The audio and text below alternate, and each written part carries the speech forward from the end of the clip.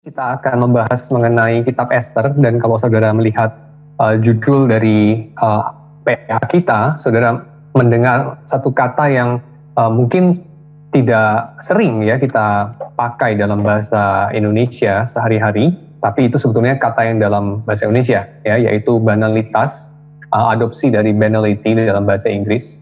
Dan itu artinya apa? Banyak orang bertanya-tanya ya pada saya, lalu saya biasanya merujuk kepada KBBI gitu.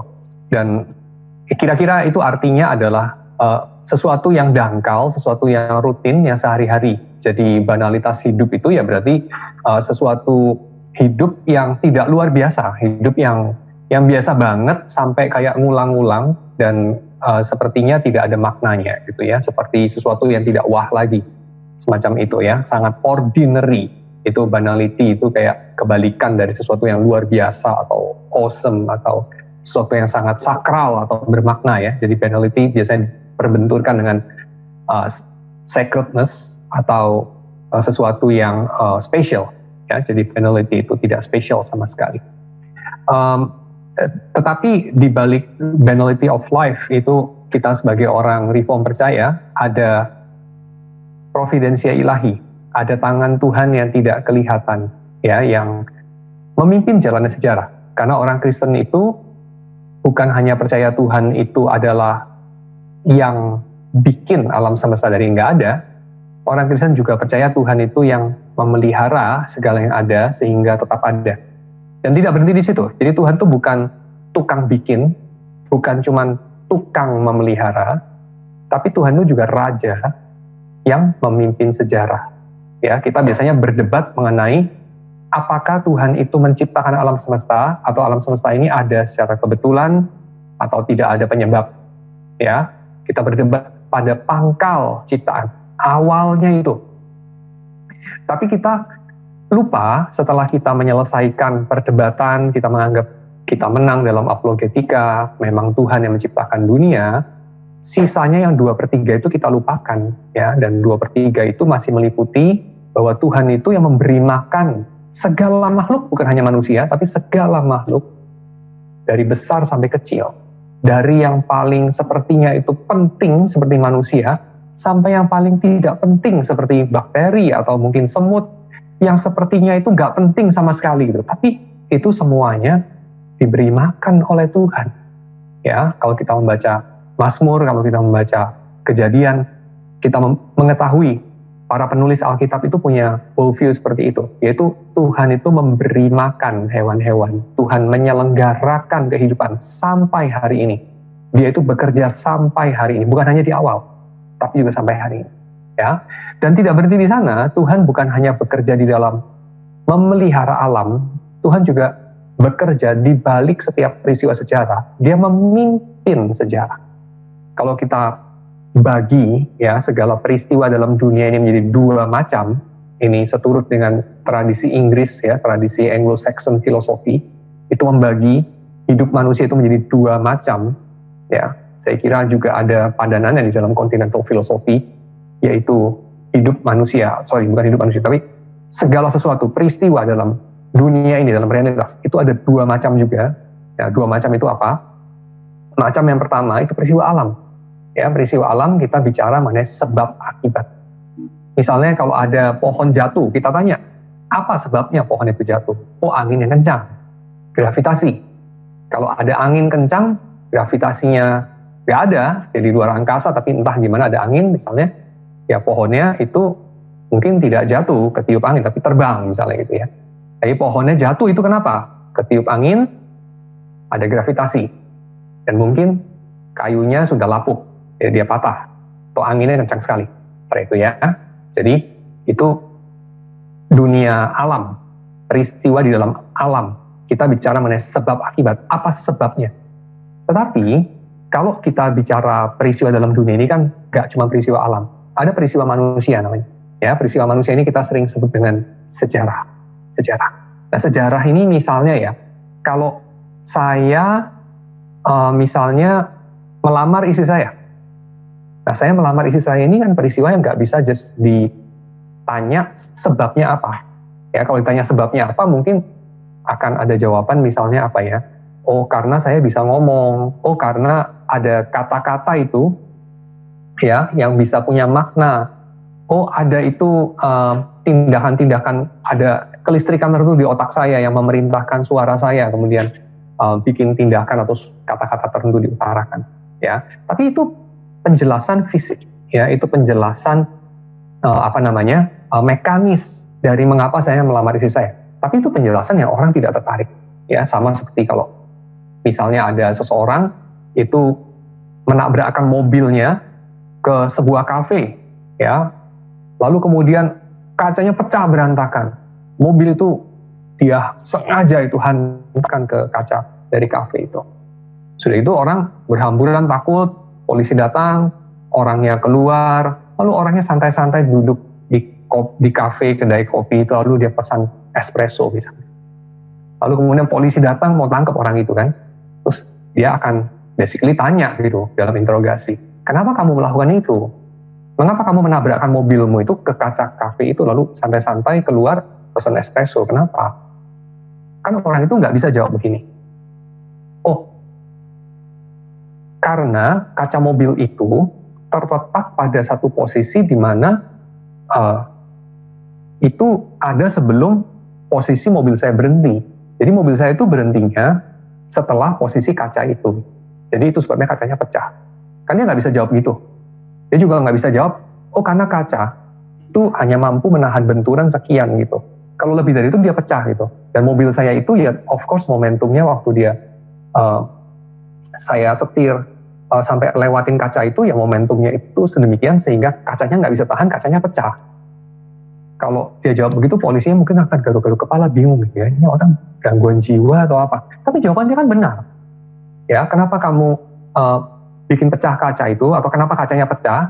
Dia bisa jawab penjelasan fisiknya gitu. Penjelasan mengenai betapa kuat kaca itu, tapi sampai satu batas dia pecah, bahwa mobil itu kalau ditekan pedal gasnya dia akan maju terus, ditekan pedal rem baru dia berhenti. Jadi dia bisa jawab misalnya, saya tekan pedal rem itu baru setelah mobilnya lewatin kaca. Jadi itu sebabnya kacanya pecah gitu. Dan polisinya akan nggak bisa terima lah, karena yang dia tanya bukan itu. Kenapa kacanya pecah? Kenapa kamu bikin pecah kacanya itu bukan itu jawabannya. Gitu. Jawabannya apa? Jawabannya apa alasan kamu? Kan begitu. Apa yang kamu pikir sehingga itu logis buat kamu untuk bikin yang kamu bikin, yaitu bikin pecah kaca dari kedai kopi itu, ya, atau melamar istrimu, atau apapun ya yang kamu lakukan. Nah ini dalam dunia manusia, dalam sejarah itu orang bertanya apa alasannya. Dalam dunia alam orang bertanya seperti apa peristiwanya, mekanismenya seperti apa penyebab yang basically itu adalah peristiwa yang sebelum peristiwa yang kemudian kita coba jelaskan kenapa itu terjadi. Ya, jadi kita bertanya sebab akibat di sini, kita bertanya alasan di sini. Oke, kita bertanya motivasi, intensinya apa di sini. Ya, dalam dunia manusia. Nah, Tuhan itu bekerja bukan hanya pertama mengadakan semuanya, atau kedua bikin segala hukum sebab akibat, bikin segala macam peristiwa dengan manusia dan apa itu terjadi, tapi juga memimpin semua ini, termasuk memimpin intensi manusia, ya, menjaganya, mengarahkannya dan seterusnya sampai kemudian sejarah itu terjadi di dalam kedaulatan Tuhan, melakukan maksud-maksud Tuhan akhirnya. Ya, itu yang kira-kira kita sebagai orang Kristen yang membaca Alkitab itu percaya bahwa Tuhan itu bukan hanya menciptakan, tapi juga menopang, tapi juga memimpin alam semesta. Bukan hanya dunia alam, tapi juga dunia manusia. Bukan hanya sebab musabab, tapi juga alasan-alasan. Ya, oke. Nah, sebelum kita masuk dalam PA kita akan membaca dulu Esther. Saya akan ambil dari pasal yang ke-4, 4 ayat 1, lalu kemudian saya lanjutkan dengan 4 ayat yang ke-10 sampai 17 ya. Setelah Mordekai mengetahui segala yang terjadi itu, yaitu ada ketetapan hukum bahwa orang Israel akan dimusnahkan dari 127 daerah atau negara bagian dari India sampai Ethiopia yang ditaklukkan sama Ahasiweros itu ya. Jadi dalam kekaisarannya Ahasiweros, orang Israel akan dilenyapkan, final solution. Setelah Mordekai mengetahui itu, dia mengoyakkan pakaiannya, memakai kain kabung dan abu, kemudian keluar berjalan di tengah-tengah kota sambil melolong-lolong dengan nyaring dan pedih. Lalu ayat 10. Akan tetapi Esther menyuruh Hathach memberitahukan kepada Mordekai. Basically Mordekai tadi itu minta tolong sama Esther ya untuk menyampaikan kepada raja bahwa apa yang sudah didekritkan bagi orang Yahudi itu tidak adil. Ya.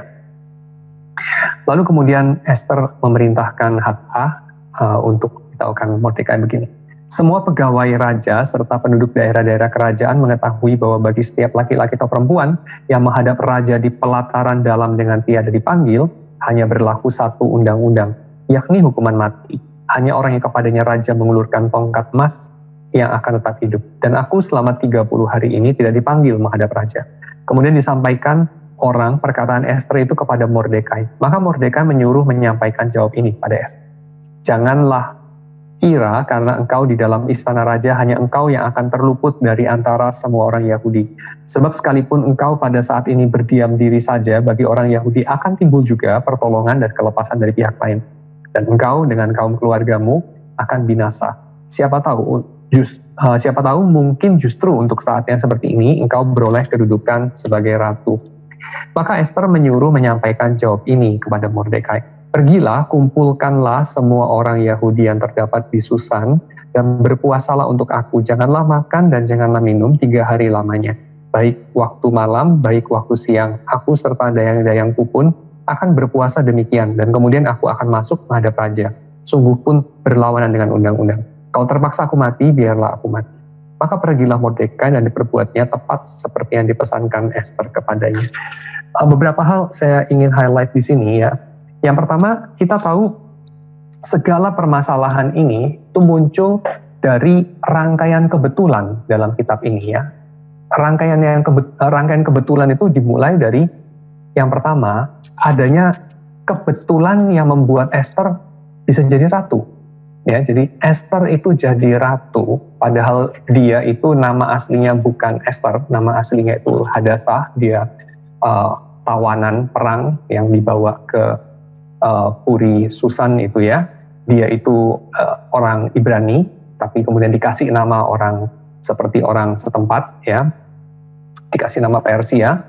Lalu dia itu kenapa bisa kebetulan jadi ratu, itu adalah karena adanya peristiwa Vasti itu menolak untuk taat kepada suaminya. Nah, kenapa dia itu tidak mau taat kepada suaminya? Ada banyak sekali teori, ya.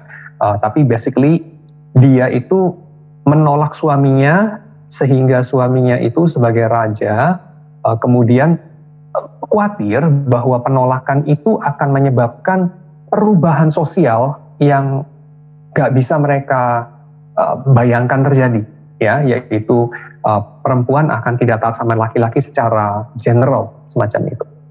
Lalu kemudian para pembesar raja itu mendesak raja untuk bertindak sesuatu. Jadi raja ini sepertinya dalam cerita Esther ini selalu dalam posisi itu seperti disetir sama bawahannya.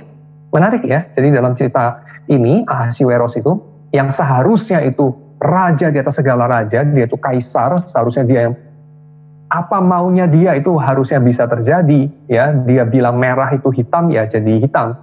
Hijau itu jadi adalah kuning, ya jadi kuning, hijau itu, ya. Tapi ternyata nggak digambarkan begitu oleh penulis kitab Esther. Dia itu tangannya diikat sama hukum misalnya, hukum Persia itu nggak bisa diubah bahkan oleh raja sendiri. Raja kepingin tolongin Daniel, raja itu kepingin untuk mengubah dekritnya kepada orang-orang Yahudi, tapi nggak bisa, dia harus keluarin dekrit yang lain misalnya, ya. Lalu kemudian dia rindu kepada Vasti, tapi dia tidak bisa kembali memperoleh Vasti sebagai ratu misalnya, dan seterusnya dan seterusnya. Jadi sepertinya raja ini digambarkan dalam kitab Esther begitu terbatas, padahal digambarkan juga dia itu menguasai segala kekuasaan yang besar sekali, ya. Tapi kebetulan yang pertama, Vasti, ratu daripada Raja Ahasiweros yang kekuasaannya begitu besar, menolak permintaan raja untuk sekedar datang, lalu kemudian menunjukkan kecantikannya dengan cara apa nggak diceritakan, ya tapi intinya dia menolak hal itu karena dia masih ada urusan sendiri dengan para perempuan ya di dalam awal cerita ini.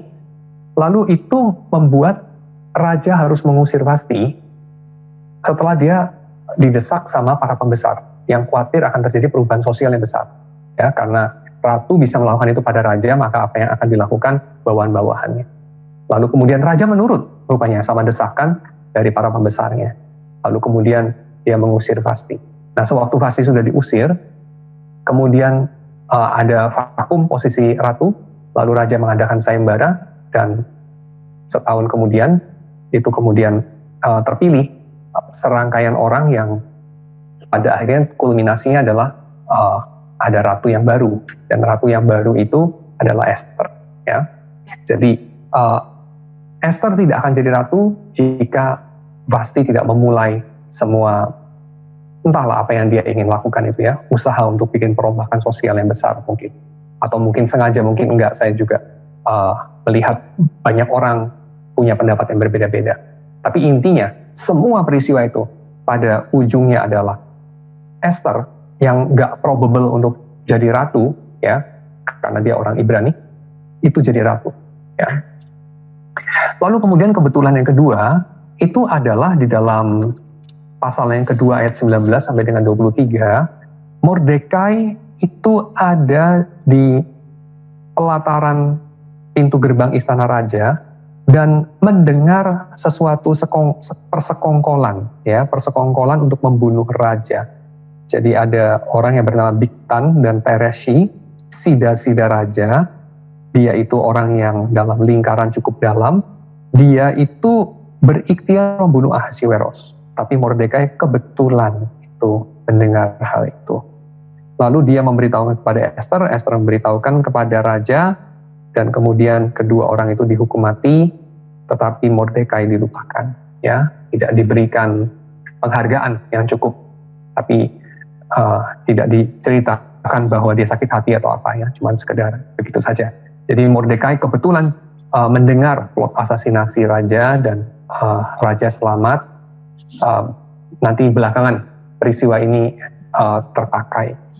Kebetulan yang ketiga adalah kebetulan ketika Haman dalam posisi yang sangat merasa beruntung karena dia baru diangkat ya, dipromosikan dalam jabatan yang sangat tinggi, seperti jabatan Yusuf pada zaman Fir'aun ya, di dalam akhir kisah kitab Kejadian. Dia bertemu dengan Mordekai. Coba bayangkan jika Mordekai itu tinggal di rumah, tidak sedang ada di jalan dan Haman kebetulan lewat, maka dia tidak akan melihat Mordekai menolak untuk bersujud di hadapan dia. Ya, kan Tuhan bisa saja mengatur Mordekai lagi di tempat lain ya, di rumah mungkin lagi nggak tahu lah main PlayStation kali atau apa, dia tidak bertemu dengan Haman. Tapi hari itu dia ketemu sama Haman, dan kebetulan Haman itu lagi sensi karena dia baru dapat jabatan yang tinggi, dan dia melihat ini kok ada orang biasa itu menolak untuk untuk sujud kepada dia. Dan kebetulan kok Haman orang yang seperti itu juga ya. Kalau orang yang diangkat dalam jabatan tinggi itu orang yang kayak Yusuf misalnya, saya kira nggak akan terjadi peristiwa ini semua. Tapi kebetulan kok Haman, dan Haman itu adalah orang Agag ya. Orang Agag itu musuh dari orang Israel ya. Raja Agag itu dibantai soalnya pada zaman Saul. Jadi itu sesuatu yang menimbulkan permusuhan turun-temurun antara keturunan Agag dengan orang-orang Israel. Nah kebetulan, kok bisa kebetulan itu? Yang diangkat adalah Haman, yang adalah orang Agag, dan karakternya seperti itu, dan waktunya itu seperti itu, timingnya pas. Ketemunya sama Mordekai yang menolak untuk berlutut. Kebetulan yang keempat, kok bisa kebetulan kemudian, sewaktu si Haman itu ingin membantai orang-orang Yahudi, kemudian Dadu itu menunjukkan bulan Adar ya, dan kebetulan ini membawa pada bulan Adar itu terjadi perayaan yang kemudian dikenang sama orang-orang Yahudi sebagai perayaan Purim Ya, perayaan Purim, seluruh kitab Ester ini adalah penjelasan mengenai perayaan Purim yang dirayakan tiap-tiap tahun sama orang Ibrani, ya, sama orang Israel. Dan perayaan Purim itu, istilah Pur itu mengacu kepada dadu, ya, Pur itu dadu. Jadi kok bisa kebetulan itu dadunya menunjukkan bulan Adar. Lalu kemudian kebetulan yang kelima adalah kok bisa kebetulan juga Raja Ahasiweros itu berkenan menyambut kelancangan Ester untuk datang tanpa diminta. Dan itu berarti buang-buang waktunya raja, ada potensi itu, ya, ada potensi raja sedang tidak mau ditemui karena dia lagi nggak tahu, lagi ingin menjaga citranya bagaimana dan segala macam. Dia punya agenda sendiri kan. Kok kebetulan raja tidak marah? Ya, kebetulan raja malah senang.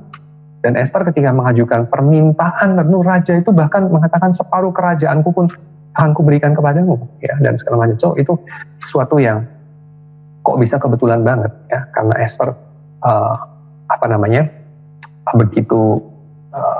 begitu beruntung lah, so to say, ya. Ester sendiri pun mengatakan dia itu kemungkinan mati gitu, ya, tapi terus dia katakan kepada Mordekai itu, kalau aku harus mati, biarlah aku mati. Dan dari istilah kalau aku harus mati, biarlah aku mati, di situ cukup konsisten dengan seluruh cerita Ester ini, yaitu sepertinya nggak ada Tuhan. Ya, kalau ada Tuhan kan Ester akan ngomongnya itu kayak jika Tuhan menghendaki aku mati, tapi enggak loh, jika aku harus, itu aja dia bilang. Jadi kayak untung-untungan lah. Kalau dia hoki dia nggak mati, ya nggak mati. Kalau dia lagi sial, raja marah terus dia dihukum mati, ya dia mati. Itu aja. Ya, dan sepertinya kitab ini penuh dengan kebetulan, dan sangat sengaja kitab ini tidak masukin nama Tuhan secara eksplisit. Ya, agak jarang kitab di dalam Alkitab itu nggak ada nama Tuhan di situ. Ya, agak jarang. Lalu kemudian kebetulan yang ke-6. Kebetulan raja itu tidak bisa tidur, ya, dalam pasal ke-6 ayat 1 sampai 3. Pada malam itu raja tidak dapat tidur. Dan raja ini mentitahkan untuk mereka membacakan pencatatan sejarah, dan kebetulan itu sampai kepada bagian jasanya Mordekai. Coba bayangkan kalau timingnya itu meleset. Jadi insomnianya raja itu terjadi berapa hari sebelumnya, atau terjadi sesudahnya, ya, dan seterusnya. Itu ceritanya bisa lain sekali, tapi di sini adalah raja itu persis pada hari itu dia insomnia. Siapa yang bikin raja itu insomnia? Ya, nggak bisa tidur. Ya. Lalu kenapa dia nggak bisa tidur? Lalu dia punya aktivitas itu lain, ya. Jadi aktivitasnya membaca kitab sejarah. Kenapa nggak aktivitasnya misalnya dia periksa hukum misalnya, atau dia periksa apalah yang lain-lain, ya. Atau dia pergi nonton TV atau apa? Nggak ada sih TV zaman itu. Tapi dia nggak lakukan itu. Pada kebetulan yang ke-7, itu juga kebetulan kemudian Haman itu datang malam-malam dengan antusias, pasal 6 ayat yang ke-4, ya. Lalu kemudian dia bertanya kepada raja bertanya kepada Haman itu, untuk orang yang seperti ini, ya, berjasa kepada raja begitu besar, aku harus memberikan imbalan apa, ya? Kok bisa kebetulan Haman itu datang ke tempat raja pada saat raja sedang nggak bisa tidur? Ngapain datangnya malam-malam gitu? Kenapa nggak datangnya besok paginya? Ya, kelihatan sekali memang Haman punya posisi yang sangat penting, ya. Bahkan ratu itu tidak boleh datang menjumpai raja tanpa janji. Ini Haman kok bisa seperti tanpa janji gitu kan? Karena raja kan nggak tahu, lalu tanya kan itu ada di siapa itu yang ada di pelataran. Ya, ternyata itu Haman. Lalu Haman berarti memang dia punya kekebalan dari peraturan itu, ya, karena mungkin jabatan dia yang tinggi. Tapi kemudian raja tanya sama Haman pertanyaan itu, kebetulan sekali apa yang dijawab sama Haman? Yang dijawab sama Haman adalah, karena dia menyangka itu dirinya sendiri, ini tipikal orang yang egotistical, jadi apa-apa itu dia pikir, oh ini gue, ini pasti tentang gue, ya, ini pasti tentang gue gitu. Maka dia menganggap itu pasti tentang dia. Ya, raja itu pasti sedang bicara tentang dia, bahwa dia berjasa besar sekali, lalu minta dikasih hadiah apa. Lalu Haman itu minta hadiahnya menarik ya, dia tidak katakan orang itu dikasih emas 300 kilogram gitu, itu enggak, dia nggak minta itu ya. Haman juga tidak bilang kayak orang itu dikasih tentara yang banyak gitu, biar powerful, enggak. Ya, atau orang itu dikasih obat apa biar panjang umur, itu enggak ya. Tapi Haman itu minta kehormatan ya, minta kehormatan. Dia minta orang itu duduk di kuda yang bisa dipakai sama raja, lalu kemudian diarak supaya semua orang tahu betapa hebatnya orang itu. Dan ada orang yang berseru-seru supaya orang pada nonton gitu. Lihatlah orang yang sangat berjasa pada raja. Karena Haman pikir itu pasti dia. Ya. Tapi menariknya, tangan Tuhan yang tidak kelihatan itu, ya, yang disangka kebetulan, itu justru membalikkan perkataan Haman untuk memuji dirinya sendiri, untuk kemudian dia itu harus meninggikan Mordekai, musuh dia. Ya.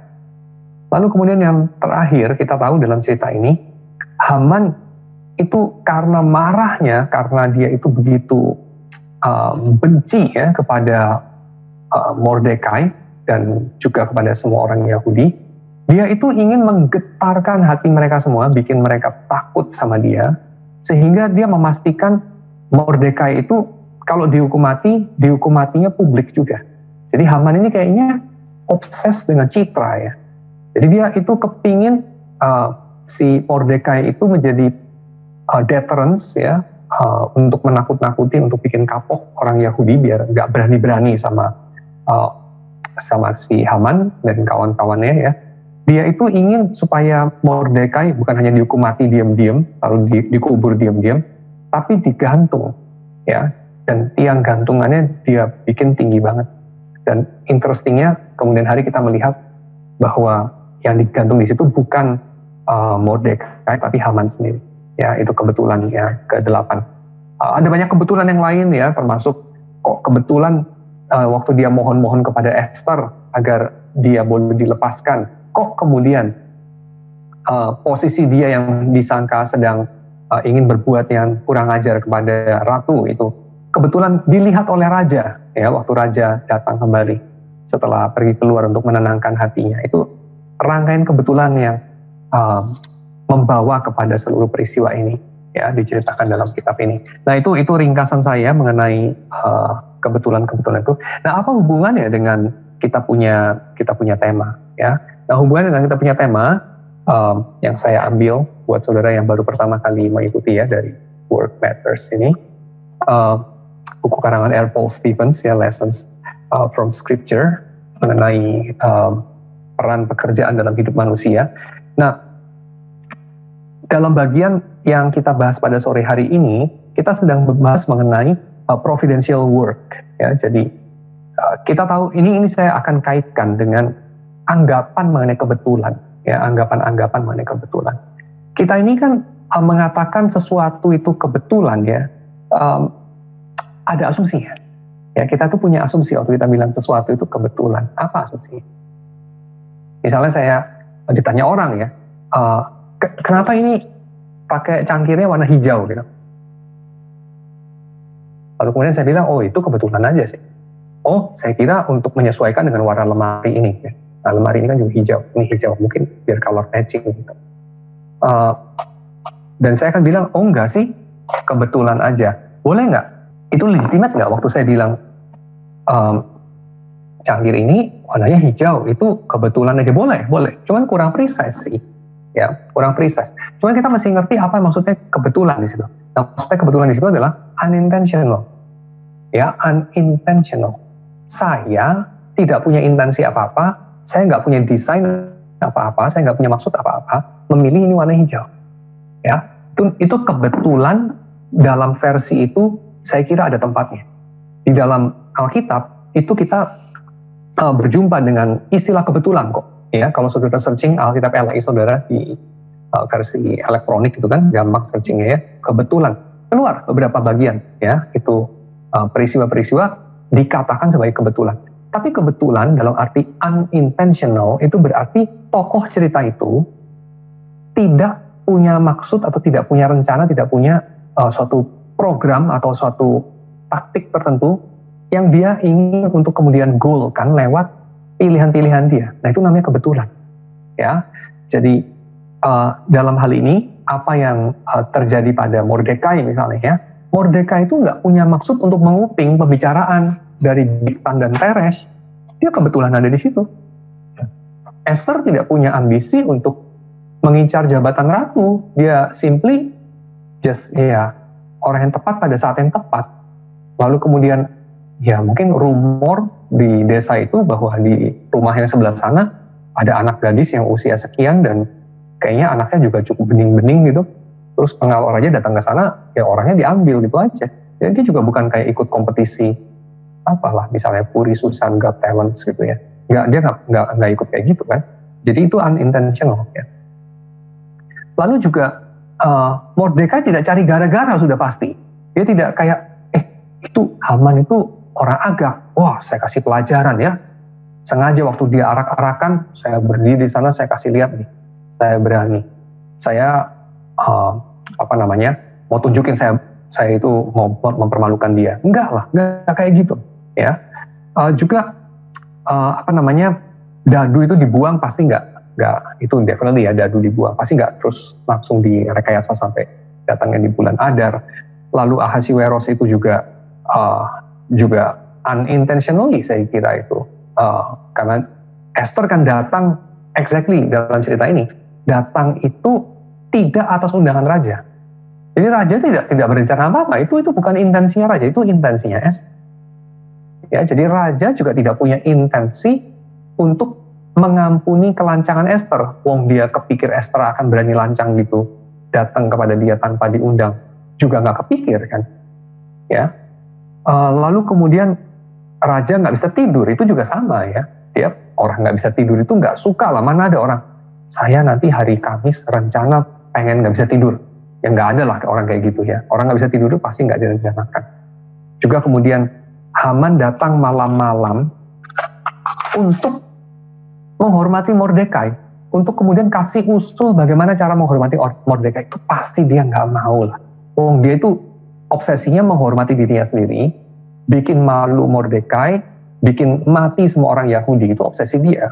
Ya, sebagai Haman dan juga sebagai orang Agag, obsesi dia begitulah. Dan kebalikannya justru yang terjadi. Jadi ini pasti bukan intensi dia. Ya, apalagi dia berintensi bikin yang tinggi supaya dia sendiri tergantung di sana gitu. Dihukum mati sama raja, ya pasti dia nggak punya intensi itu. Ya, maka ini namanya kebetulan. Tapi kebetulan itu juga bisa punya arti yang kedua. Itu kebetulan kita katakan mengenai tidak ada sesuatu pun, tidak ada seorang pun yang punya intensi. Jadi bukan hanya yang bersangkutan itu tidak punya intensi, tapi nggak ada satupun yang punya rancangan. Nah, itu kebetulan dalam arti pure chance, ya, pure chance. Dan kebetulan dalam arti pure chance, saya kira itu di belakangnya itu ada worldview yang tidak kompatibel sama Alkitab, ya. Karena kalau kita lihat umat Tuhan itu pasti punya worldview bahwa Tuhan itu ada dan Dia itu maha kuasa. Dan dia itu yang menciptakan kita, memelihara kita, dan mengarahkan sejarah. Jadi apapun yang terjadi pasti itu bukan atau tidak ada yang kebetulan dalam arti itu. Kebetulan dalam arti tidak ada pihak yang punya intensi. Ya, itu terjadi simply karena, ya bukan karena, nggak ada karenanya gitu. Ya, tidak ada penyebab, bukan tidak ada penyebab sih, tapi tidak ada tidak ada alasan kenapa itu terjadi. Ya, no reason. Ya, no reason. Oke, saya ingetin lagi tadi sama apa yang saya udah jelasin ya mengenai dalam tradisi filosofi itu kita mengenal ada peristiwa itu dua macam kita jelaskan. Macam yang pertama, kita tanya apa sebabnya? Yaitu apa itu sebab? Sebab itu adalah apa peristiwa yang terjadi sebelumnya yang menyebabkan peristiwa yang terjadi setelahnya ini. Misalnya, angin bertiup, yang terjadi setelahnya pohon jatuh. Ya, angin bertiup itu menyebabkan pohon jatuh. Oke. Kita bertanya itu kita tidak bertanya apa maksudnya si angin? Angin itu ingin mencapai tujuan apa? Kok jatuhin pohon? Dia benci ya sama pohon. Dia nggak kepengen, larinya dia terhalang ya. Jadi dia lain kali kalau mau lewat situ dia lebih gampang, maka dia jatuhin aja pohonnya sekarang. Supaya lain kali kalau dia lewat situ dia nggak perlu susah-susah terhambat sama pohon itu. Enggak lah, namanya angin tuh nggak punya maksud. Karena angin itu ya benda mati. Dia mana punya rencana, perasaan, kehendak, nggak punya dia. Ya, jadi kalau mengenai alam, kita tidak bertanya apa tujuan kamu, apa alasan kamu, apa motivasi kamu. Ya, apa motivasi misalnya anjing mengejar kucing? Ya nggak ada, ya itu insting aja. Tapi kalau manusia, nah ini domain satunya, ya domain sejarah. Kita bertanya mengenai intensi, kita bertanya mengenai tujuan, ya kita bertanya mengenai motivasi, kehendak dan seterusnya. What's your reason? Itu kita tanya. Nah, maka kalau kita bilang dalam seluruh dunia ini, segala yang terjadi, tidak ada intensi. Nah, itu sama dengan kita mengatakan bahwa yang punya intensi itu hanya manusia saja. Jadi kalau manusianya nggak ada yang punya maksud, itu kebetulan. Nah, hal yang seperti itu kita tolak. Kenapa? Karena kita percaya Tuhan yang menciptakan dunia ini memeliharanya dan mengarahkan sejarahnya. Ya, maka kita menolak deisme. Apa itu deisme? Deisme itu adalah pandangan bahwa yang punya kehendak, yang punya maksud cuma manusia. Sisanya itu nggak punya kehendak. Ya, angin, pohon, batu, hewan, itu nggak punya kehendak. Dan Tuhan dan malaikat itu juga kayak udahlah di luar jangkauan yang manusia bisa jelasin dan juga nggak ada efek anyway. Ya, karena mereka percaya Tuhan itu sudah membikin tidak campur tangan. Ya, itu deisme. Kita juga menolak deistic materialism. Nah, deistic materialism itu mengatakan seperti apa? Seperti ini. Yang namanya tujuan itu nggak ada. Karena semua yang ada dalam alam semesta ini bergerak karena hanya sebab akibat aja. Ya, sebab akibat deterministik. Dan itu tidak menyisakan ruang untuk kehendak. Karena kehendak itu harus punya ciri, dia punya kepribadian. Ya, kehendak itu keluar dari kepribadian suatu being. Dan kalau segala sesuatu itu mekanis, nggak ada yang namanya being itu. Ya, nggak ada yang namanya kepribadian. Karena segala sesuatunya mekanis. Oke? Maka dalam deterministic materialism tidak ada yang namanya kehendak. Yang ada itu hanya sekedar ya keharusan, necessities. Ya, kita menolak itu. Nah, evolusi sampai satu batas itu mau tidak mau konsekuensinya adalah deterministic materialism. Ya, tidak ada ruang untuk kehendak, nggak ada kebebasan juga, ya, nggak ada tanggung jawab juga, karena segala sesuatu yang terjadi ya memang harus terjadi. Agak mirip juga sih dengan pandangan orang Stoik, ya, yang menerima fatalisme, ya, fatalisme itu dari kata fate, ya, jadi apa sih? Nasib, takdir yang nggak bisa diubah lagi, yang harus terjadi, ya terjadi. Seperti Oedipus ya, Oedipus itu dia harus menikah sama ibunya dan harus membunuh ayahnya, seperti yang diramalkan sama peramal sewaktu dia masih bayi, ya. Dan itu apapun yang orang tuanya lakukan, nasib itu tidak terelakkan dalam cerita itu, ya, Oedipus Rex. Nah, fatalisme seperti ini kita juga menolak, ya. Kita jadinya menerima apa? Kita menerima bahwa Tuhan itu bukan bagian dari alam semesta, Tuhan itu bukan alam semesta, Tuhan bukan manusia, tapi Tuhan itu menciptakan, memelihara, dan mengarahkan sejarah. Tapi di dalam mengarahkan sejarah, dia itu bekerja sama dengan manusia. Tuhan 100%, manusia 100%, ya. Manusia berespon kepada Tuhan, dan lewat responnya itu terjadi sejarah. Ya. Cuman ada tangan Tuhan di belakang segala sesuatu ini yang mengarahkannya. Ya. Oke. Nah, itu saya kira sangat jelas dalam kitab Ester ini. ya, yaitu adanya situasi-situasi yang dikisahkan seperti tidak ada tokoh atau intensi di belakangnya. Ya, saya kira cukup sengaja ya bahwa dalam kitab Ester ini tidak dicantumkan nama Tuhan. Nggak ada Yahweh di sini, nggak ada Elohim di sini. Ini kitab yang sekuler. Ya, sehingga beberapa ahli kitab itu bahkan menolak memasukkan ini ke dalam kanon, ya, karena nggak ada nama Tuhan ya, semacam gitu. So, kitab yang sekuler banget.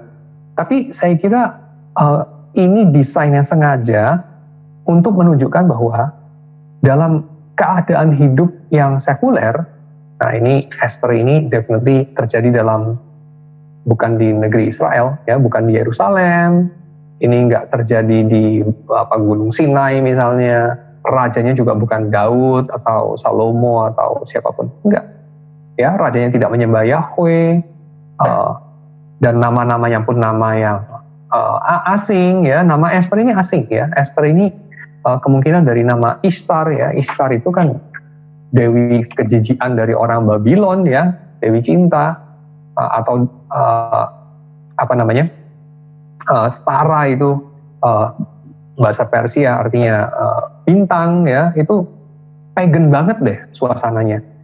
Jadi kalau Anda baca gulungan-gulungan kitab dari orang Ibrani, ya, itu kan wajarnya itu namanya ya nama-nama Ibrani gitu kan. Yesaya, Yeremia, ya, itu nama-nama Ibrani. Tapi ini kok ada Ester gitu. Itu mirip kalau saudara mendengar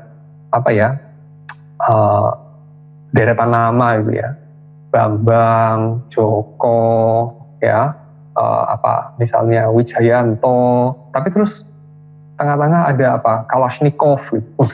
Aneh banget ya. Kok tiba-tiba itu beda sendiri. Nah, itu sama, ya. Tiba-tiba Ester. Nah, ini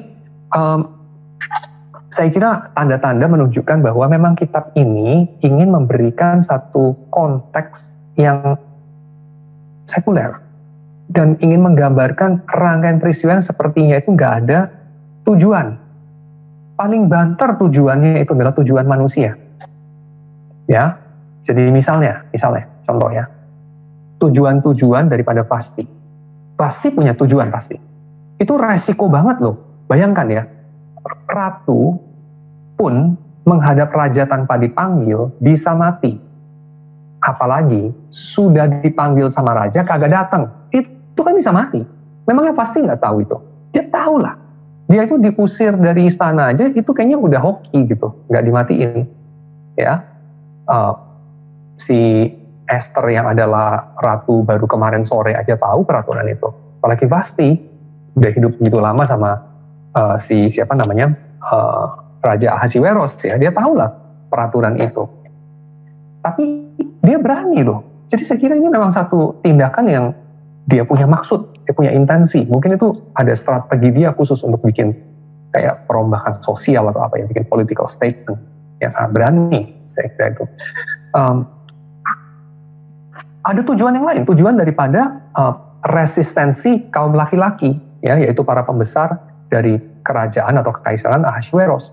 Dan intensi itu terjadi gitu. Jadi ini dunia politis, ya, dunia politis. Ada politiknya Vasti dan kaum perempuan, ada politiknya laki-laki, ada politiknya Ahasiweros sendiri yang kayaknya lemah di situ, ada politiknya Haman yang kemudian dengan licik bisa naik ke posisi yang begitu tinggi, ada politiknya Mordekai juga kelihatannya, ada akal-akalannya si Ester juga, ya kan, dia mengundang Haman untuk makan bersama dia dengan raja dan segala macam. Ada kan, dia punya politiknya juga. Jadi ini sepertinya semuanya ada tujuan manusia. Dan nama Tuhan dengan sistematik dibuang, ya, di-exclude. Dan itu jadi justru menyolok kita. Jadi justru menyolok, karena kayak ini kan kitab orang Ibrani, loh kok sangat gak kayak Ibrani, ya. Tetapi justru itu menjadi satu poin yang sangat kuat, bahwa saya kira salah satu poin yang mau di garis bawahi sama penulis kitab Ester ini adalah bahwa di dalam suasana hidup seperti di pembuangan, kan mereka itu suasananya di Babilonia, ya, pemirsanya baru pulang dari Babilonia, saya kira, pemirsa dari kitab Ester ini, post exilik. Nah, dalam suasana seperti ini, yaitu suasana bait suci hancur, atau ketika dibangun kembali pun jauhlah dari zaman Salomo, dan juga orang-orang itu banyak yang sudah lama tidak baca Torah, ya masih ingat ya, Ezra, Nehemia, Ezra khususnya ya, waktu baca Torah itu dia seharian baca, orang-orang itu takjub kan, karena apa? Karena gak pernah baca, dari kecil tuh gak pernah dengar, karena mereka mungkin lahir di Babylon, mungkin terakhir mereka dengar Torah dibacakan itu waktu mereka masih kecil, usia 3 tahun, waktu dibawa ke Babylon, kan sudah 70 tahunan gitu di Babylon. Ya, jadi suasananya sudah beda banget lah. Dan di Babylon ya nggak ada sinagog, ya nggak ada bait suci lah ya, dan juga mereka kayaknya nggak bawa Torah lah ke sana ya. Kan itu kan baru ditemukan kembali itu kan. Jadi ya itu suasananya sekuler banget gitu. Tapi dalam suasana sekuler seperti itu dan kehidupan yang sepertinya yang punya intens itu ya hanya manusia ya, seperti Leopold von Ranke katakan, sejarah itu adalah coba untuk memahami the words and the deeds of the giant, ya, the words of the deeds of the giants of history maksudnya, ya, of the heroes, kayak begitu. Jadi kata-kata dan tindakan dan maksud-maksud giants. Nah, giants itu maksudnya von Ranke apa? Ini untuk membedakan daripada sejarah yang lama. Sejarah yang lama, ini von Ranke ini adalah bapak ilmu sejarah modern ya. Sejarah yang lama itu melihat sejarah sebagai providensia ilahi. Jadi maksud-maksud Tuhan dijadikan di bumi lewat peristiwa-peristiwa itu. Ya, peristiwa apa? Julius Caesar menyeberangi sungai Rubicon, peristiwa Nebukadnezar menyerang Yerusalem di tahun 586 ya, dan seterusnya. Peristiwa-peristiwa dalam sejarah, menurut sejarawan zaman dulu, itu adalah jejak providensia Dei. Menurut sejarawan modern, itu adalah hasil-hasil dari kata-kata dan keputusan para pahlawan, ya, orang-orang besar. Tapi kita sebagai orang Kristen lihatnya bagaimana? Orang yang paling skeptis akan mengatakannya, ya sejarah itu rangkaian kebetulan, ya, sama sekali nggak ada maksud. Bahkan orang-orang besar itu ya besar apanya lah, mereka cuma menunggangi kebetulan aja. Ya, orang yang siap pada saat kesempatannya ada, kan itu aja. Mereka menunggangi gelombang itu aja. Ya, orang hoki aja lah, orang yang lebih hebat dari dia banyak lah, cuman nggak hoki aja. Ya, jadi makanya kalau dibilang kunci suksesmu apa, rahasia suksesmu apa, orang bisa terus mulai ngarang, ya, mulai ngibul. Karena kebanyakan ya hoki aja gitu ya. Selain daripada ya memang kerja keras, cukup bijaksana. Tapi orang yang kerja keras bijaksana kan nggak semua sukses. Ya, kebanyakan nggak sukses malah. Ya, yang sukses itu ya kebetulan pada saat yang tepat dan segala macam. Terus kita bilang apa? Sejarah itu rangkaian kebetulan. Atau yang ketiga yang agak takabur bilangnya apa? Sejarah itu ya rancangan saya. Ya, the words and the deeds of the giants. Rancangan saya, Julius Caesar, Herodes Agung, ya, dan orang-orang besar yang lain. Tapi ya, kita orang Kristen nggak percaya itu semua. Ya, kita tidak percaya bahwa sejarah itu dan dunia itu dan segala peristiwa dalam dunia ini nggak ada maksudnya. Semua itu hanya pure chance. Kita nggak percaya itulah, itu materialistik, deterministik. Ya, kita juga tidak percaya bahwa yang berperan hanya manusia. Ya enggak lah, gila lah. Tuhan itu ada dan kita itu bukan Tuhan. Itu yang kita percaya. Ya, Tuhan itu ada dan manusia itu bukan Tuhan. So, sejarah itu adalah, saya sih balikin ke pengertian Kristen. Ya, sejarah itu adalah jejak dari providensia ilahi. Walaupun nggak selalu kelihatan. Ya, tangan Tuhan itu nggak selalu kelihatan. Dan dalam kitab Ester, namanya dengan sengaja diomit. Saya kira itu literary design lah, literary decision, ya, sengaja itu bagian dari style penulis gitu, sengaja dia bikin begitu untuk bikin statement. Statementnya apa? Justru dalam keadaan di mana Tuhan sepertinya sama sekali nggak ada, di situ jelas-jelas ada tangan Tuhan, dan tangan Tuhan di situ terkait dengan apa? terkait dengan umat Tuhan dipelihara. Ya, karena dari bergulirnya sebuah dadu yang tadinya itu dadu itu pada bulan Adar itu ditetapkan orang Yahudi semua punah. Kemudian malah terjadi orang Yahudi keadaannya diteguhkan di Puri Susan menurut versinya kitab Ester ya, of course. Jadi ini kitab yang menceritakan bahwa fate itu ya, nasib itu sepertinya itu jelek banget buat orang Yahudi gitu ya, thumbs down gitu. Tapi terus hanya dalam sekejap mata itu bikin jadi thumbs up sama Tuhan gitu. Karena ya bergulirnya dadu itu maksudnya apa itu basically di tangan Tuhan. Ya, jadi saya kira kitab Ester itu dapat disarikan di dalam satu ungkapan dalam Amsal, yaitu apa? Dadu dibuang di pangkuan, tapi hasilnya itu ada di tangan Tuhan. Ya, semacam itu. Dan ya Einstein, another orang Jewish, mengatakan Tuhan itu tidak bermain dadu. Barangkali yang dia maksud adalah Tuhan itu tidak dipermainkan sama dadu. Dan saya setuju dengan hal itu.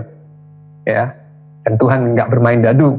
Maksud dia tentu adalah Tuhan itu yang nggak ngacak lah, nggak ngasal dia bikin sesuatu. Ya, jadi dia itu ya punya maksud lah, semacam itu. Tapi ya of course dia punya konteks itu adalah quantum physics, punya ketergantungan kepada statistik dan segala macam yang of course itu sudah di luar domain pembicaraan kita. Dan saya kira dalam hal itu ya saya nggak pakai dalam hal itu perkataannya Einstein itu.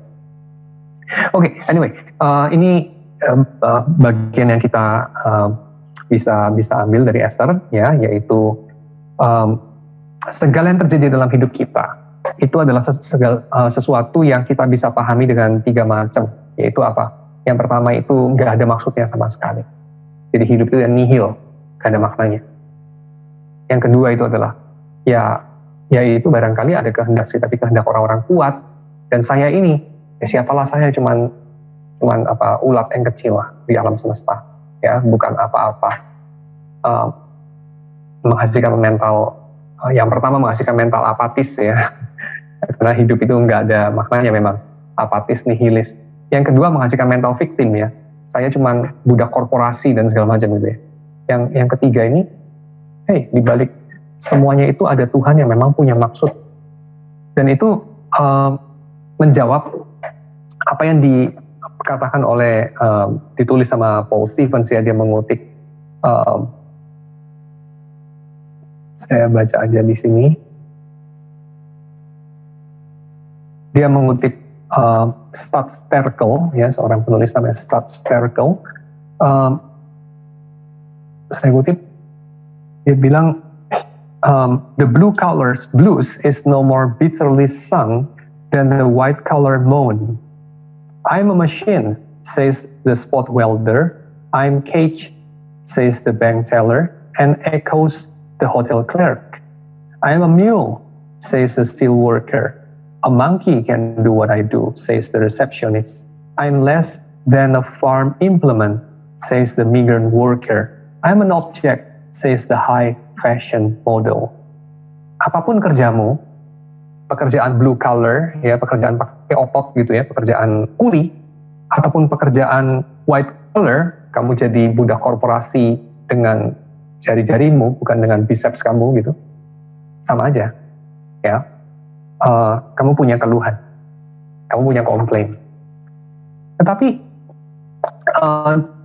melalui pembacaan kitab Ester, saya kira kita bisa melihat ya Ester dan Mordekai itu ya cuman sekrup juga dalam korporasi besar, di mana bosnya itu ya Ahasiweros.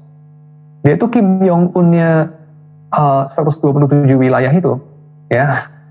Tapi di situ kita melihat Ahasiweros tokoh yang kayaknya lemah banget ya, ditolak sama Vasti, kebingungan. Gue mau ngapain ya? Terus didesak sama bawahannya, lu jangan kayak begitu, lu mesti bertindak tegas, kalau enggak ini bisa merambat ini kita cowok-cowok posisinya di mana? Oh iya ya. Terus dia bikin peraturan. Sudah bikin peraturan, aduh, tapi kok saya jadi gimana ya sama pasti itu, dia sebenarnya baik loh, ya, dan segala macam. Jadi bimbang lagi. Terus akhirnya mereka bilang, udah gampang lah, cewek banyak lah, cari yang lain deh. Terus akhirnya cari yang lain kayaknya juga jadi, Anda lihat ya, dia harusnya punya wibawa. Waktu Esther datang, tinggal dia bilang, ayo off with her head gitu kan, penggal kepalanya, berani-berani datang ke saya kayak Wasti aja, nanti tunggu berapa lama jadi Wasti dia gitu ya, saya panggil nggak mau, udah punya keinginan sendiri sekarang. Tapi enggak, dia kayaknya give in lagi gitu. Padahal ini Ahasuerus, raja dari 127 wilayah, tidak terlihat seperti Stalin, tidak terdengar seperti Kim, tidak terdengar seperti Hitler, tapi terdengar seperti anak mami gitu ya, yang kayaknya soft gitu, digambarkan dalam kitab ini. So, itu sesuatu yang mau menunjukkan kepada kita, ya hidup kita itu ada maksudnya, ya. Dan ini ada satu hal yang saya kutip dari buku ini juga ya. Dia kutip dari Oswald Chambers. Dia bilang, jangan biarkan pikiran bahwa saya itu gak ada gunanya sebagai diri saya. Ya, I am of no use where I am. Jangan biarkan pikiran itu. Kenapa? Karena tentu saja you cannot be of no use where you are not. Dia bilang. Tentu saja kamu itu ada dan bukan gak ada. Dan kamu pasti gak ada gunanya kalau kamu gak ada. Tapi kamu sekarang ini ada. Dan kamu mesti berpikir, kenapa kamu ada? Dan kenapa kamu ada di zaman ini?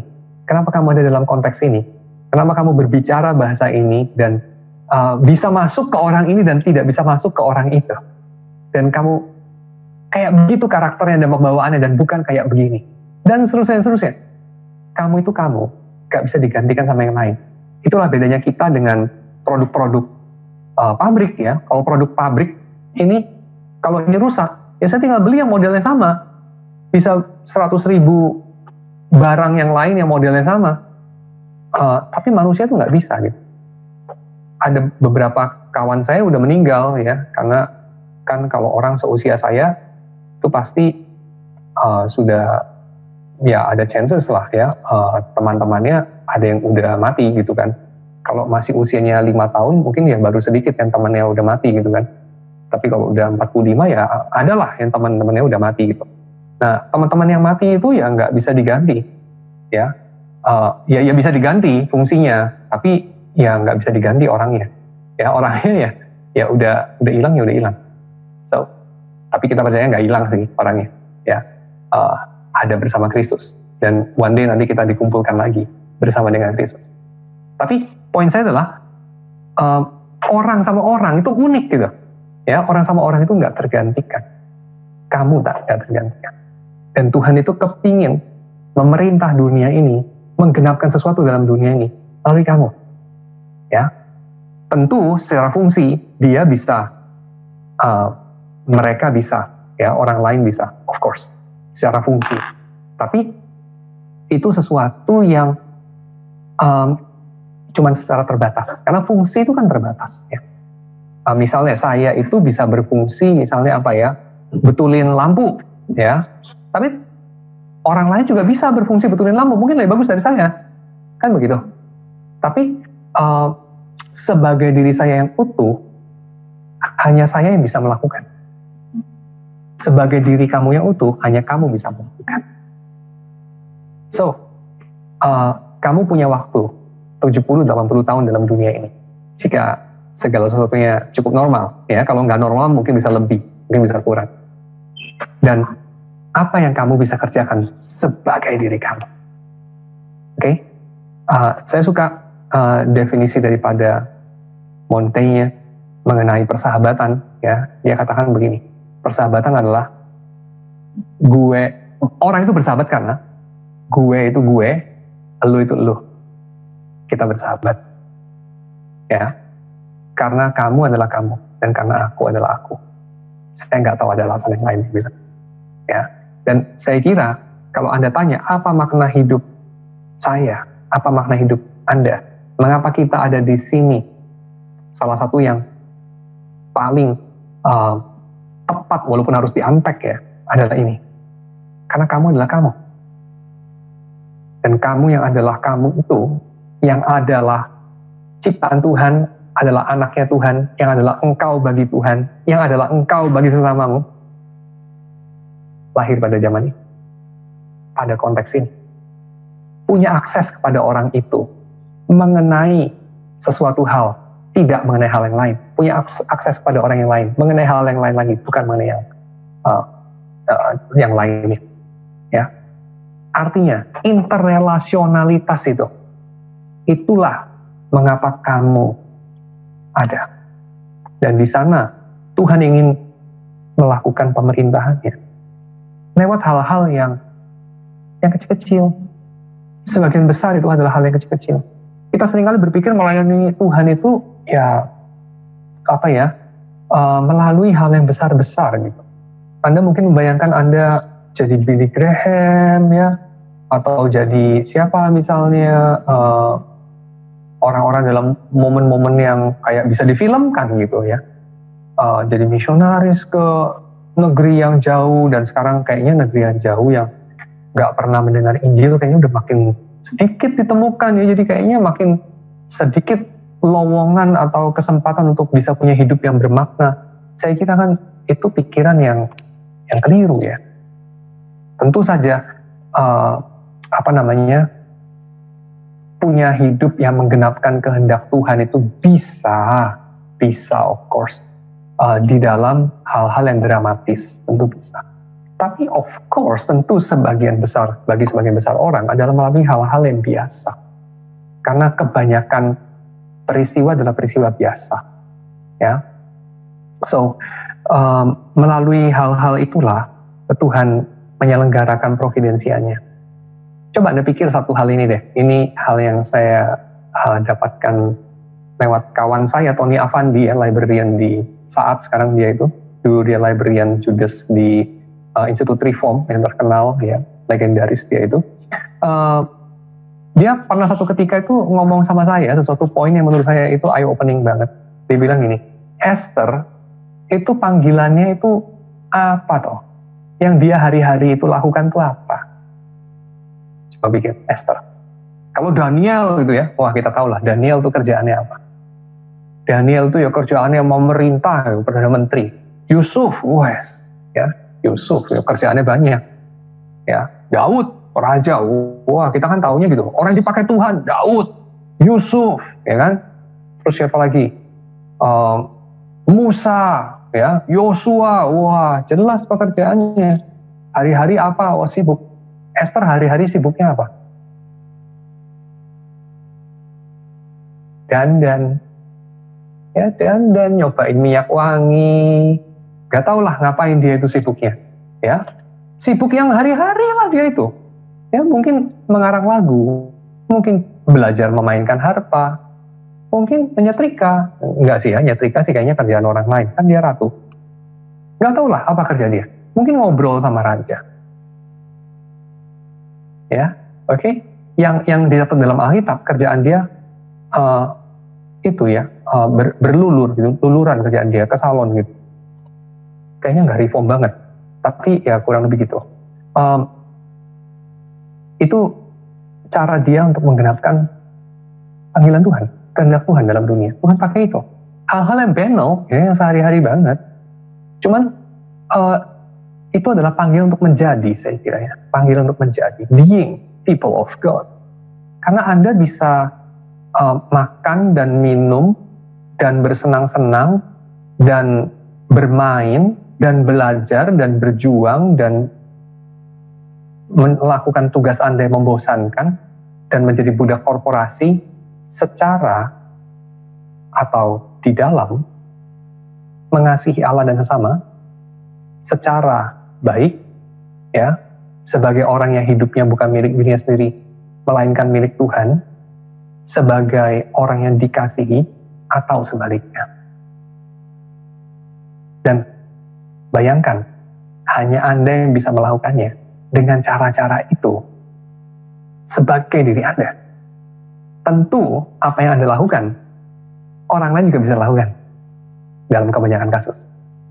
Ya, tetapi kalau yang melakukannya Anda, nah itu nggak semua orang bisa lakukan, hanya Anda bisa lakukan. Dan itu membuat perbedaan nggak? Itu membuat perbedaan dalam beberapa kasus. Misalnya, saya misal begini deh, kamu ngomong sama temenmu, ngomong hal-hal yang sederhana gitu, seperti misalnya, ya memang sulit, tapi saya kira kamu perlu bertahan. Misalnya begitu, ya. Itu beda nggak antara yang ngomong itu kamu sama yang ngomong orang lain? Yang ngomong itu musuhnya dia, yang ngomong itu orang lain lagi, dan beda kan? Apa bedanya? Kata-katanya? Enggak, kata-katanya kan sama. Yang beda, yang bikin beda itu orang yang ngomong dan relasinya sama orang yang dengar.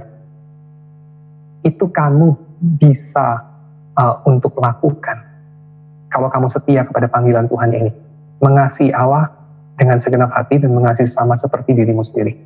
Dan kamu fokus kepada panggilan itu ketimbang kamu fokus berhayal untuk punya hidup yang bermakna. Dengan kamu berhayal, kamu melakukan hal besar-besar apa? Karena hal besar itu bisa banyak. Boleh bilang bisa apa aja hal besar itu. Asal gede, apa aja bisa. Ya. Tapi menjadi dirimu, sebagaimana diciptakan Tuhan dengan unik, dan mengasihi Allah dan sesama sebagai dirimu, itu hanya kamu yang bisa. Seperti juga bagi diri orang lain, seperti orang lain itu bisa, hanya dia yang bisa. Pertanyaan yang pertama, jika kita adalah orang biasa dan dalam kebingungan atas apa yang terjadi di tengah kerusakan yang sistemik, dapatkah kita berstrategi like Esther dan Mordekai? Bagaimana prinsipnya atau strukturnya? Saya kira justru saya udah jawab ya tadi ya. Jadi Esther itu memang orang luar biasa dalam pengertian yang jadi ratu itu ya hanya satu di antara sekian juta penduduk di 127 wilayah Ahasiweros, ya itu pasti dia orang luar biasa. Tapi sebagai ratu dia orang luar biasanya apa selain ya bahwa raja pilih dia gitu. Kayaknya ya nggak ada sih ya. Esther apa masak goreng ikan lebih enak gitu, atau apalah nyapu lebih bersih gitu ya, atau apalah suaranya lebih merdu gitu, nggak ada yang lebih merdu dari ini, kayaknya enggak ya. Kulitnya paling mulus gitu, yang orang lain kalah mulus, lalu degree of mulusness itu ada satuannya apa gitu. Ya enggak lah saya kira ya, nggak kayak gitu ya, simply ya person aja sih ya. Dia orang yang charming maybe, ya lovely gitu, ya, paling gitu aja. Tapi yang lebih lovely dari dia ada nggak? Ya mungkin ya ada lah. Cuman chemistry-nya belum ketemu aja kali. Sama lah kayak kamu kalau banding-bandingin kopi ya, banding-bandingin temen, banding-bandingin film, banding-bandingin musik. Tapi tentu ini ada batasannya. Itu ya of course selalu ada kemungkinan ada yang lebih bagus, ya. Tapi kan kita nggak terpanggil untuk hanya menikmati yang paling bagus, kan gitu aja. Hanya orang gila yang kayak, gue mau cari yang the best, gitu. Buku teologi yang the best. Pertama ya, proses mencari. Pertama itu nggak mungkin lah. Itu prosesnya nggak berakhir. Kenapa? Ya buku teologi yang ditulis terus. Kamu cari yang the best, tunggu sampai kamu mati. Terus kapan bacanya? Kan gitu. Jadi, ya nggak. Ini cari yang the best. Ya pertama itu cuman klaim doang, ya, yang nggak pernah bisa diverifikasi. Kedua, juga buat apa? Atau kamu cari apa yang the best itu ya? Cari gunting yang the best. Saya udah bandingkan 1000 macam gunting ini yang the best. Halah, asal yang penting bisa gunting, cukup rapi, tanganmu nggak sakit waktu gunting, enak, cukup enak. Selalu kamu bisa menemukan yang lebih enak, lebih tajam, lebih presisi. Selalu bisa. Tapi kalau ini bisa pakai aja. Cukup kok. Karena alat itu tidak sepenting tujuannya terlaksana. Ya, tujuannya itu apa bagi manusia?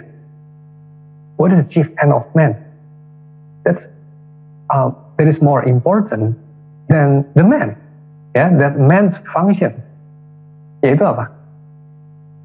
To glorify God and to enjoy Him. Itu paling penting. Perkara apakah kamu orang yang teologinya paling tepat kek, kamu orang yang ngomongnya paling jago kek, kamu otaknya paling pinter kek, kamu gelarnya paling tinggi kek, kamu pengaruhnya paling besar kek. Saya kira itu nggak begitu penting sih ya. Yang lebih penting adalah apakah kehendak Tuhan itu terlaksana apa nggak terlaksana. Saya kira itu lebih penting sih. Kalau soal the best atau second best atau third best, kita serahkan aja pada reviewer ya. Tapi saya kira itu juga panggilan yang nggak gitu berharga ya untuk hal ini. Dan lagi pula siapa yang bisa mereview hidup manusia? Hanya Tuhan yang bisa mereview hidup manusia. Dan hanya Tuhan yang bisa mereview ini, nilai seorang manusia. Jadi saya kira kita tidak perlu membanding-bandingkan apa yang the best kita bisa lakukan, second best dan segala macam. Ya, kita sebaik-baiknya mengasihi Allah dan sesama saja lah, saya kira. Ya, dan bagaimana kita melakukannya, berstrategi dan segala macam. Perhatikan ya, Esther dan Mordekai itu berstrategi apa sih sebetulnya? Berstrategi apa dia? Esther itu hanya bilang dia mau berdoa. Strateginya apa? Berpuasa lah untuk aku, itu strateginya bukan deh.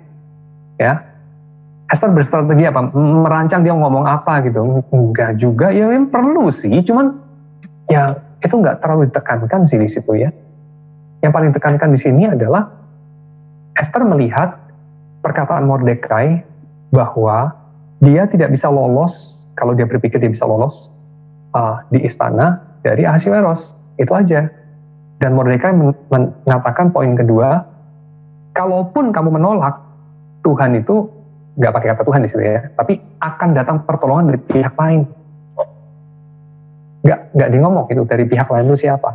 Ya dari Tuhan, tapi lewat orang lain, bukan Esther. Dan Mordekai pun tidak tahu.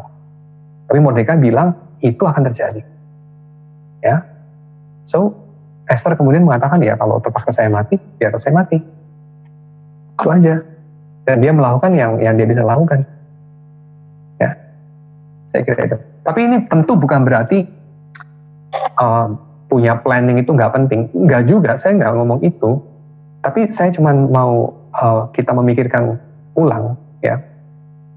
Planning dan tujuan akhir dan target dan segala macam itu, coba Anda pikir dengan jujur deh. Dasar pemikiran itu apa? Maksudnya, patokannya itu apa? Mengapa Anda bikin plan A dan bukan B dan bukan C? Seringkali adalah urusan mana yang the best, second best, third best, fourth best kan gitu. Itu nggak salah juga sih. Cuman itu diukur berdasarkan apa? Berdasarkan satu tujuan yang absolut. Tapi pertanyaan saya, tujuan yang absolut itu beneran absolut maka kamu bilang itu absolut? Atau sebenarnya itu hanya absolutisasi? Kamu menetapkan itu sebagai absolut. Itu aja. Kalau yang sepanjang saya sepanjang saya encounter selama ini, dalam hidup saya yang belum terlalu panjang ini, ya saya sering menjumpai tujuan itu seringkali ya cukup acak sih sebetulnya. Itu ngarang dan bukan menganalisa lalu sampai pada satu kesimpulan. Ya, ngarang lalu comes up dengan justification. Dan of course justification-nya ya quite okay. Ya, quite okay. Ya, of course bisa dijustify. Tapi of course tujuan yang lain bisa dijustify juga. Of course tujuan yang lain lagi bisa dijustify juga. Semua kecap itu nomor satu. Kira-kira gitu tujuan yang saya mau ngomong. Semua kecap itu nomor satu. Dan menurut saya itu fine. Itu fine banget. Karena Tuhan membukakan kemungkinan untuk kedelai itu menjadi 1000 macam kecap yang masing-masing nomor satu buat yang bikin. Menurut saya that's beautiful. Ya, asal nggak usah lah bilang kayak orang lain punya itu nomor 2 misalnya gitu ya. Tapi bukan berarti bahwa nggak ada kecap busuk. Ada lah kecap yang busuk. Ngaku-ngakunya nomor 1, sebenarnya mungkin nomor 1000 sih. Ya ada juga sih kayak gitu. Tapi saya nggak percaya bahwa kecap nomor 1 itu satu-satunya yang adalah nomor 1. Kecap nomor 1 itu kalau memang enak, pujilah Tuhan. Tapi jangan lupa ada kecap nomor 1 yang lain, yang juga enak. Dan yang ketiga, yang keempat, yang kelima, dan keenam. Sama-sama enak. Tuhan itu bikin, bukan hanya satu burung bernyanyi, indah sekali. Banyak. Dan nyanyiannya beda-beda. Tuhan bikin bukan hanya Bach, ada Brahms, ada Handel juga, ada Haydn juga, ada Mozart juga, ada orang-orang lain juga. Dan seterusnya, seterusnya. Ada Beethoven juga, by the way, jangan lupa. Dan seterusnya, seterusnya. Tuhan itu bikin keragaman banyak. Ya, dan itu sebabnya saya mengatakan apa? Kita tidak terpanggil untuk mencari apa yang the best untuk dilakukan bagi semua orang, tapi the best untuk kita menjadi sebagai diri kita. Ya, bukan the best untuk dia lakukan sehingga semua orang harus melakukan itu. Enggak. Saya kira itu bukan panggilan kita. Karena Tuhan menciptakan keragaman. The best buat, ini analogi ya, the best buat matahari bersinar yang terik. Ya, the best buat daun, jadilah hijau yang sehijau-hijaunya. The best buat ikan, ya jadilah makhluk yang berenang di air lah, semacam itu. Kami bersyukur Tuhan untuk segala penyertaan-Mu pada PA kami malam ini, kiranya Engkau yang juga memberkati hari-hari kami selanjutnya. Dalam nama Yesus kami berdoa. Amin.